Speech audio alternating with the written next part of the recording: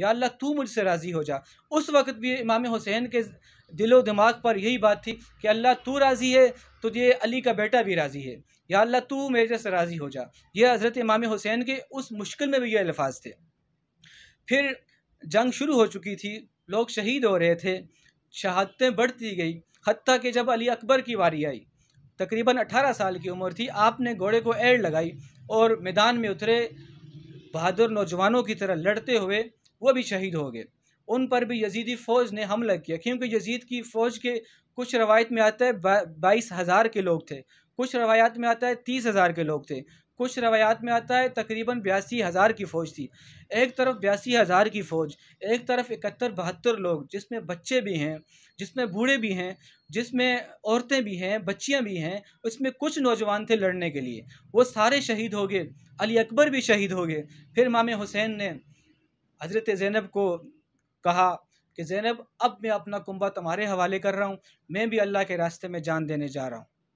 तो इमाम हुसैन शेरों की तरह घोड़े पर सवार हुए और यजीदी फ़ौज के सामने जाके खड़े हुए और उनका मुकाबला किया, उनको भेड़ बकरियों की तरह भगाया। चूँकि उनकी फ़ौज ज़्यादा थी, उन्होंने पे दर पे तलवारों के वार किए, नेज़ों के वार किए, तीरों की बौछार कर दी आप पर। तो इमाम हुसैन भी घोड़े से नीचे गिरे और ज़ख़म बहुत ज़्यादा थे। जब आपके कपड़े उतारे तो वो कह रहे थे तलवारों के तकरीबन 34-33 ज़ख़म थे, जिसमें नेज़े के भी थे, जिसमें 33-34 ज़ख़म तीर के भी थे, तलवारों के भी बहुत ज़्यादा ज़ख़म थे। तो इमाम हुसैन जब नीचे गिरे, शिमर आपके सर पे आके खड़ा हो गया।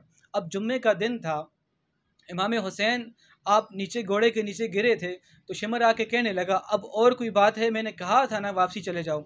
इमाम हुसैन ने कहा, ये गर्दन कट तो सकती है लेकिन कभी पीछे नहीं मुड़ सकते हम। इस्लाम को इस हाल में छोड़ के कभी वापसी नहीं जा सकते।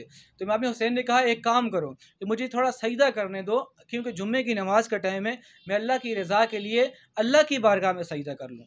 इमाम हुसैन ने, अब इसमें नौजवानों को जो पैगाम है, इमाम हुसैन जब शहीद हो रहे थे, जब उनकी गर्दन पर तलवार थी, जब उनको नेज़े लगे, उन पर तीर चलाए गए, उन पर तलवारें चलाई गई, नमाज उन्होंने किसी हालत में नहीं छोड़ी।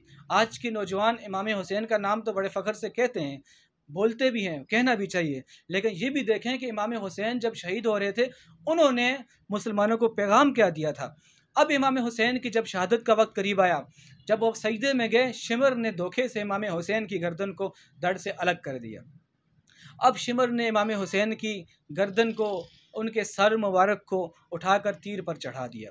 अब वहाँ से उस वक़्त तक यजीद का ये हुक्म आ गया था कि इब्ने ज़ियाद को भेजा शिमर के पास कि शिमर को कहो कि ये सारी जो बचे हुए लोग हैं, बचे कुचा जो काफ़िला है, इसको कूफ़ा के पास ले आएँ।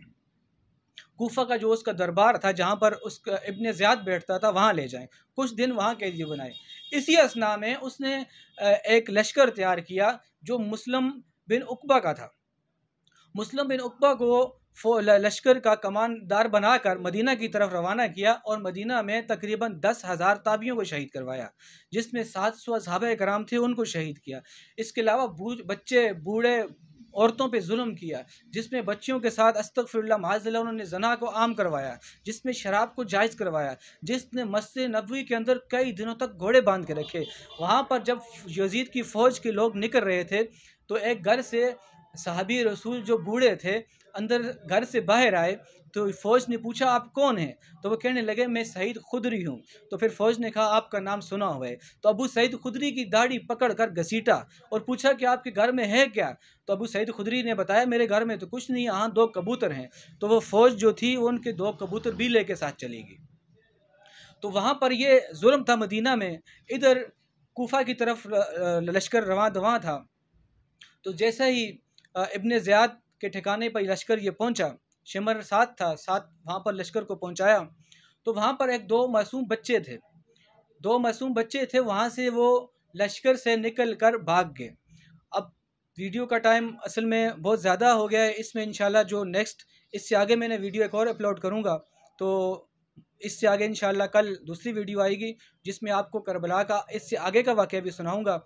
और दोस्तों, आपसे गुजारिश ये है, जो वीडियो आप देख रहे हैं, इसको समझें, इसको सोचें, और जो नसीहत इमाम हुसैन ने की थी, ये लोगों में फैलाएँ, और मेरे चैनल को ज़रूर सब्सक्राइब करें ताकि नए आने वाले दोस्तों तक ये पैगाम ज़रूर पहुँचे।